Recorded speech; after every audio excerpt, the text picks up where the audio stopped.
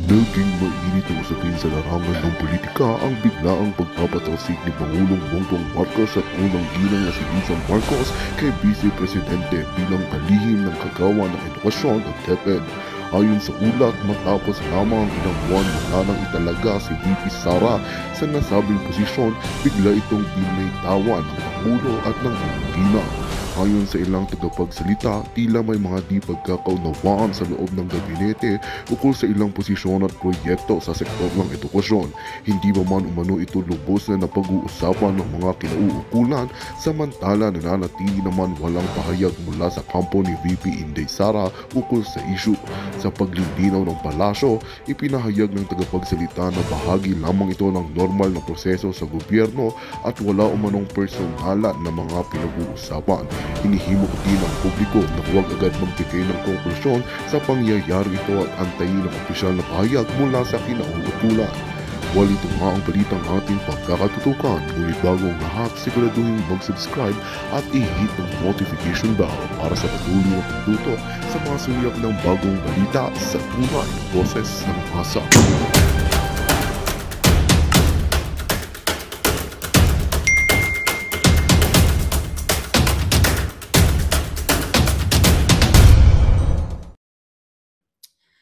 So, recently, mga kababayan, nakita niyo naman yung interview ni Liza, walang ligo, ni Lisang walang suklay, ay talaga namang nagpa-interview siya at sinabi nga niya doon na si Inday daw ay she has crossed the line. Okay? Then, binoljak natin, hanggang ngayon binoboljak natin sa social media at ngayon ay maugong yung panawagan ng mga alagad ni Tambaluslos na mga kongresista para daw mag-resign si Inday. Even though, even ang mga katulad ni De Lima o yung mga sobrang diehard anti-Marcos ay nakikisama dito sa panawagan na mag-resign si Inday or tanggalin sa DepEd as secretary. You know what, mga kababayan, okay, may nakarating sa atin na impormasyon actually. Ito ay utos ni Lisa. Ito coming from Congress. Right. Okay. Na sinasabi dito sa atin ang puting ahas na ang ginagawa ni Marcos Jr. at ni Lisa Marcos ay coordinated. Kunyari po si First Lady, ayan, Lisa Tanas, pero Lisa na nakalagay dito. Kunyari po si First Lady ay magsasalita, magpapaawa effect at babawiin ni Marcos Jr. na kunyari wala silang problema ni Inday Sara, pero ang totoo ay inaatasan nila ang mga kongresista nila Tambaluslos na magtoka-toka o mag-take turns ang mga kongresista para manawagan na trade. Ang term niya is traidorin si Inday o patalsikin o galitin para mag-resign si Inday ng tuluyan. Ito po ay palabas lamang ng gobyernong ito na kunyari walang problema si Marcos Jr. at si Inday. Wala siyang problema kay Inday, pero ito ay utos nilang dalawang mag-asawang ulupong. Alright? Kasi ito pa, sabi niya, actually, Miss Maharlika, si Tambaluslos ay in talks right now with Leni Robredo. Alright? Siya po ang in charge, si Tambaluslos, na nakipagkita kay Leni. Kaya kung napapansin niyo, Miss Maharlika, binanggit ni Liza na dun sa kanyang interview na mabuti pa daw si Leni ay hindi katulad ng ginawa ni Inday Sara. Alright? Okay. At meron po silang talagang malaking plano laban kay Inday. Madalas po silang umaalis out of country. Okay? Kasama yung mga congressmen na kasabwat nila. Doon po sila nag-uusap sa labas ng bansa para pagplanuhan din si Inday at iba pang mga anomalya o aktibidades nila. Okay? Actually, sabi niya dito, okay, this week actually, next week, no, ayan, sabi niya, teka lang, nawala yung message. Sabi niya, this week, aalis na naman po sila. Pag-uusapan nila, next week, kung saan to aalis. Pag-uusapan naman po sila ang plano nila, maliban sa pangangamkam, kundi paano patalsikin si Inday. Ito po ay may basbas lahat ni Lisa, ni Kuting, at ni Tambaluslos. Ako'y binabasa ko lang yung information na galing sa Congress. Ngayon, mga kababayan, true enough na ito ay katarantaduhan lang ni Marcos Jr. Kasi sa kabila ng trust rating ni Inday Sara, ito lang, kahapon yata ito, okay? Imagine mo, as DepEd Secretary, meron siyang trust rating na 82% and 84% performance rating. Pero bakit aalisin si Inday Sara? So, actually, hindi na nga dapat tinatanong yan dahil alam nyo na kung sino ang nasa likod nito. So, a few hours ago, mga kababayan, ay tinanong si Marcos Jr. ng reporter na kung saan, ano daw ba ang kaniyang masasabi doon sa reaction ni Inday Sara.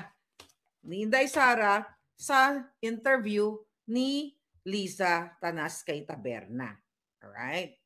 Pero basahin muna natin ang sinabi ni Inday Sara. Di ba nagsalita si Inday Sara, nagpahayag na siya ng kanyang sagot patungkol dito kay Lisa Tanas kung saan kay Judictus Benedictus. Na Lisa kung saan ang sagot ni Inday Sara dyan, ito, okay? Na mga kababayan bilang tao, di ba nakangiti pa nga una si Inday, karapatan ni unang ginang Liza Marcos na makaramdam ng sama ng loob at galit. Subalit ang kanyang personal na damdamin ay walang kinalaman sa aking mandato bilang isang opisyal ng pamahalaan. Tama. Actually, si Lisa ang nag-crossed, okay? Tumawid. Okay? Tumawid sa kanyang kachipan, tumawid sa kanyang kadugyutan, mga palangga, yung kanyang dramatization, yung kanyang pa-short-short na tig-3-10 na galing sa jukay-jukay, na kunyari para mahirap ang drama niya o pang masa whatsoever, siya ang nagpakita ng pag-uugali na masahol pa sa pusali. Okay, alam niyo yan. Tuloy natin sinabi ni Inday. Upang makausad tayo, iiwan natin sa isang pribadong pag-uusap sa pagitan lamang namin ni Pangulong Bongbong Marcos at ang mga susunod na hakbang. Kasi nga wala namang mandato si Lisa. Si Lisa ay isa lamang Isa lamang kidnapper na nakikipagsabuatan kay Francis Lloyd Chua at sa kay Senate President Zubiri, kay Tambaluslos, kay Escudero at sa marami pang iba. So walang mandato actually itong si Lisa. Alam na natin yan. Pero nakikipagsabuatan si Marcos Jr. dahil hindi pwedeng itapon yung hinayupak na yan. Hindi pwedeng itapon kasi kasabwat niya yan. Dahil kung wala si Lisa, wala talagang backbone si Marcos Jr. at hindi talaga siya makakagagalaw ng mga bagay-bagay kasi nga tamad. Wala namang alam, pabasa-basa lang ng script. Okay? Tuloy natin sinabi ni Inday. Upang makausad tayo, iwan natin ang isang pribadong pag-uusap namin sa pagitan namin ni Pangulong Marcos Jr. Ang mga sumusunod na habang mga kaigsuunan, nag-atubang ang atong nasod. Mga kababayan, sabi na may hinaharap ng ating bansa ang mga problema na kailangang solusyonan ng gobyerno. Dapat ay nakatutok tayo sa pagtugon sa suliraning hinaharap ng ating bansa. Patuloy ang pagtaas ng presyo ng pagkain at iba pang mga bilihin at ito ay mas nagpapahirap na dinaranas na gutom o kawalan ng sapat na pagkain ng paghihirap ng ating bayan. Nagbabadya rin ang kakulungan ng supply ng tubig, kuryente habang talamak naman ang ipinagbabawal na droga o polboron. Samantala, hindi pa rin natatapos ang banta ng kriminalidad, terorismo, insuhensya sa ating bansa. Itong mga bagay na ito ang dapat nating bigyan ng pansin. Ayan, yan ang sabi ni Inday. So, ibig sabihin, class act talaga at ito ang dapat ginagawa ng isang vice president. Si Lisa, wag na kayo mag-expect ng class kasi never siya naging social. Okay? Social climber to the highest level. Okay? Ulit-ulitin natin, walang masama kung dati kang mahirap, dati kang labandera, dati kang scavenger, kung pinagbuti mo ang iyong buhay at hindi ka nagnakaw, hindi ka nangidnap, hindi ka nang smuggle. Hindi ka bala nag-smuggle, day. Pero kahit ano pang pagmayabang mo, katulad ni Lisa na siya ay abogada at ito'y very New York, pero ang ugali niya masahol pa sa pusali na pinakamaduming pusali sa lahat ng pusali na makikita ninyo. Alright, so sinagot yan ni Kuting Jr. na ano daw bang masasabi niya sa talak ng kanyang asawang Bigatla at kay Inday. So sinasabi niya ni Marcos Jr. na napakaswerte daw niya na mayroon siyang asawa na very protected, na kapag may nakikita o may sinasabi na hindi maganda kay Marcos Jr., parang normal lang daw na very, very upset itong si Lisa. Sabi niya, hindi ko siya pwedeng sisihin. Okay, sagutin natin yung una. Kung naalala ninyo ang drama nila before election, na hindi sila pumapatol sa mga bashers, dun sa mga dilawan na sinasabi nilang tawag dyan, hindi sila pumapatol sa dilawan na sinasabi sila ay diktador, murderer, lahat na. Tapos ngayon ang sinasabi ni Kuting Jr. ay very protective daw si Lisa Tanas. Bakit in the past 36 years before na umupo dahil sa smart magic si Marcos Jr. pakipagsabwatan nila based sa affidavit ni Attorney Glenn Chong, for 36 years ang portrayal ni Marcos Jr. ay mabait, hindi pinatulan ang mga dilawan, di ba? Dahil sila ay hindi talagang pumapatol sa mga bashers o kritiko nila. Bakit hindi sila pumapatol in the past 36 years? Kasi wala silang power. Wala kayong power, kaya yun ang pambubudol nyo sa taong bayan. Paano nga naman si Lisa, di ba, makagamit ng power ng isang presidente kung di 38 years, kasi 1986, di ba, nang sila ay sabi nga nila dyan, kinidnap sila, pero ngayon, alam nyo na nabudol lang talaga. But ganun pa man, for 36 years, ang binato sa kanila lahat, hindi lang naman binato yan, recorded yan. Nasa Guinness Book of Records nga sila. Lahat, may mga outstanding cases sila. So ngayon, bakit ngayon sinasabi ni Marcos Jr. na napakaswerte niya kasi very protective. Did I say protected? Okay, protective. Bangag lang din minsan si ngarag minsan. So protective, okay? Ngayon, mga kababayan, bakit sinasabi niya na gina-justify ni Marcos Jr. na tama lang ang ginawa ng kanyang asawa at hindi niya masisisi kasi tagapagtanggol. Asawa daw niya yun. It's all BS. Kasi nga, may power na sila ngayon. Kaya, ngayon, pwede na tumawag si Liza sa Romania para manggurgur. Diba? So, yan ang dramatization nila ngayon. At ito, basahin muna natin ang sinabi ni Kuting Jr. Okay? Sinabi pa niya dito, I think that, referring to Sarah, okay? Kasi tinanong ng reporter na bakit may mga nanawagan nga natanggalin si Sarah sa DepEd, okay? Sabi ni Kuting Jr., I think that she also as a wife understands how the First Lady feels when you have to sit there and listen to these attacks that are being made against your husband. Si Inday, hindi siya nanggugurgur, hindi siya tumatawag sa Romania, hindi niya ipinagmamalaki. Bakit, mga kababayan? Napatunayan na ng mga Duterte for 6 years. Binato sila ng kung ano-anong mga bato, mga made-up stories, at kung ano yung iba, talagang grabe. Si Lenny nga pumunta pa sa UN para siraan si Duterte doon. Sinasabi si Duterte ay murderer, ganyan-ganyan. Ano nangyari kay Lenny? Kinasuhan ba ni Duterte? Ginipit ba? Pero ito, ikaw Marcos Jr., na Judictus Benedictus o Addictus Benedictus, sa pulburon mag-drug test na kayong mag-asawa dahil masyado na kayong malala. Panawagan niya ng taong bayan na mag-pulburon test na kayo. Ngayon, sasabihin mo na maiintindihan ni Inday na I think naintindihan ni Inday bilang isang asawa ang ginagawa ni Lisa. Yun ba ang dramatization mo? Attacks? Hindi ito attack. Pag sinabi mong inaatake ka, walang basihan.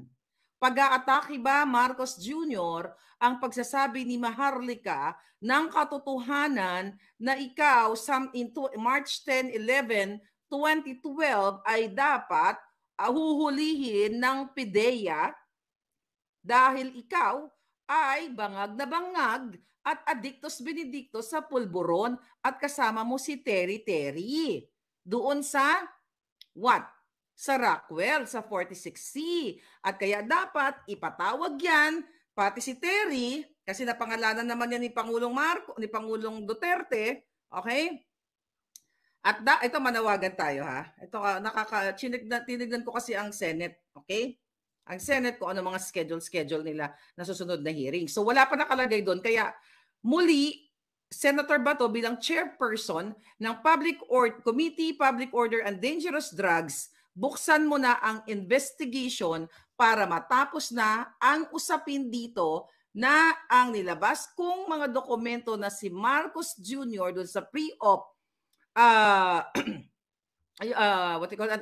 authority to operate ay legitimate or bona fide document. It's not AI. So itigil mo na Marcos Jr. ang pag-drama-drama mo pa sayaw-sayaw kayo kunyari sa Malacanang pa-tweetams, pa-biga-biga, pa-jollibee-jollibee drama para kunyari pang masa. Julul. Tigil nyo yung mga damage control, yung katsipanggahan.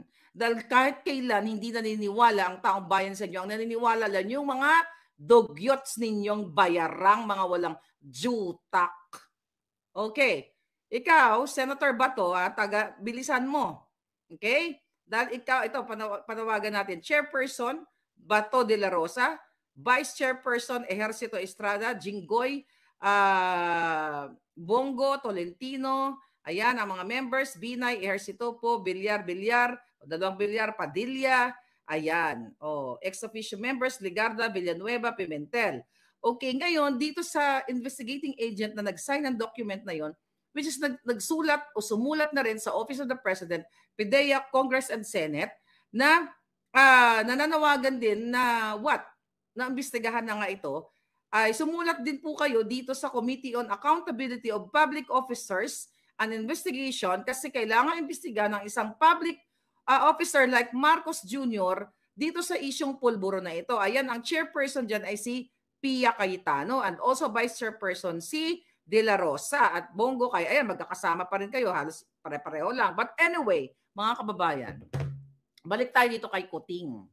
Na sinasabi ni Kuting, sa kabila ng drama-drama niya, na syempre maintindihan dapat ni Inday Sara daw na ang pang-aatake sa kanya ay dapat lang siya ipagtanggol ng kanyang asawang Jahas.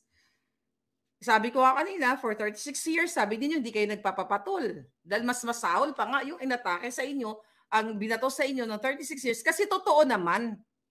Totoo naman pala, mga binato sa inyong Judas estas Barabas ka. Tapos ngayon nasa power kayo, manggigipit kayo ng mga vloggers. Mangingipit kayo ng mga taong kritiko like Glenn Chong, like me, like General Macanas. Kasi nga may power na kayo. At isang tawag ng ni Liza sa Romania para manggurgur. Ngayon, sabi pa niya sa interview ni Marcos Jr., but mag-uusap kami ni VP Sara tungkol dyan. Huwag niyang masyadong dibdibin. Hindi naman siya yung mga nagsabi ng tungkol sa kung ano-ano. Bakit si Sara ba ang nagdibdib? Ang asawa mong Jutang Jenimes ang nagdibdib, di ba? Kaya nga siya bad shot na siya sa akin. Di ba? Nabangag-dabagag na parang nakatira ng bonggam-bongga. Okay? So, hindi si Sara ang nagdibdib. Kayo. Dahil, mga kababayan, pinagluloko kayo ni Marcos Jr. Bago po, nagpapa-interview, yung mga Jutang Jenimes na yan, magkasama sila, nag-uusap sila, at the fact na foreign intervention yan, foreign advisor ang nagsabi na magpanggap si Lisa, na kunyari paawa, ay suot ka ng short na 3-10, tapos magmukha, wag ka magsuklay, wag ka maligo, mukha kang pusali, mukha kang madugyot na galing sa kanal o galing sa tubugan sang Karabaw, huwag mo pinagluloko ang taong bayan, Marcos Jr. Bangag ka lang, magpa-drug test kang yawa ka. Ano pinagsasabi mo na mag-uusap kayo ni Inday? Tapos wala kang kinalaman dito sa pag-i-interview ni Taberna? Na magkakasabwat na kayo para sirain si Vic Rodriguez na sinasabi ni Lisa na yung tungkol kay Vic Rodriguez na walang loyalty. Sino ang walang loyalty? Kayo, mga traidor. Yung mga taong nagsilbi sa inyo, ni piso wala kayong binayad, katulad ni Rodriguez at ni Glenn Chong. Tapos kayo pa ang magsabi na walang loyalty itong mga ginayupa kayo. O ngayon, ang drama ninyo, wag daw dibdibin ni Sara. Hindi naman siya yung nagsabi tungkol sa kung ano-ano. Ano bang sinabi namin dito kung ano-ano? Sinasabi lang namin na magpulburon test ka. Dahil bangag ka, nangiwi na kayo, at tinatarantado niyo yung taong bayan. Ang sinasabi namin dito, na ang asawa mo, di ba, lumabas mismo sa nga bells niya, na gatawag siya, na kung siya lang ang in charge, ay what? Ipapagurgur niya kaming lahat. Di ba? O, anong ibig sabihin yan? Ayan ba? Kami ba ang nag-cross ng line? Kami ba ang wala sa ayos dito? Kami ba ang nag-behave ng bangag-bangag? Kayo ang nag-behave. Kayo ang umugali ng kanal ng pusali. Kayo ang nagdrama. At mga kababayan, huwag kayo pinagluloko ni Marcos Jr. na kunyari, mag-uusap sila ni Inday. Na kunyari, concern siya kay Inday kasi may nananawagan na si Inday ay mag-resign na o tanggalin nila sa DepEd. Magkakasabwat si Marcos Jr., si Lisa, si Tambaluslos at ang mga kongresista. Yan, kababasa ko lang ng mensahe na bulihin si Inday hanggang sa Inday. Yan, makinig ka. Hanggang ikaw ay bumigay at mainis para umalis ka ng kusa. That is the plan of these evil people. Okay? Na tinulungan mo na dahil sa iyo, Inday, nanalo, eto, tatraidorin ka. Huwag ka magpapaniwala kay Marcos Jr. na bangag na yan. Talaga naman bangag. Ano sabi mo, Marcos? Madali naman sigurong plansahin lahat yung issue. In the first place, dapat bago nagpa-interview ang asawa mo ay pinlansya mo na. Kasi alam mo naman ang nga bells ng asawa mo kapag nakatira o kargado ng ipinagbabawal na kung ano man or kargado ng tequila, ng margarita, martini at kung ano-ano pa. Kaso lang, kaya kayo ngayon nag-epal-epal at nag-damage control kasi epic fail. Ibig sabihin, hindi umubra ang drama ni Lisa Tanas na pusali look. Pusali, corduroy look, bangag look. Kasi akala ninyo maaawa sa inyo ang tao pa drama-drama nyo na pa underdog ang dramang giatay. At yung mga itsura nyo ngayon. Cute ba yan? Nakakata-cute. So dahil hindi umepekto ang drama ni Lisa dahil palpak ang inyong advisor, kaya naman nagpa-Jollibee, ginamit nyo pa ang Jollibee ngayon. Kung ako sa Jollibee, kasuhan kayong mga inayupa kayo. Dahil gumagamit kayo pang cover up. Anyway, di ba mga kababayan, mga kalatsiyan nito, tapos sabihin pa ni Marcos Jr., huwag daw dibdibin ni Inday. Dahil hindi naman siya nagsabi ng kung ano-ano. Kayo pa magsabi ngayon na huwag dibdibin ni Inday. Dapat, sabi ko nga, bago nagngaw-ngaw, nakipagsabuatan kay Taerna, dahil huling-huli naman sa audio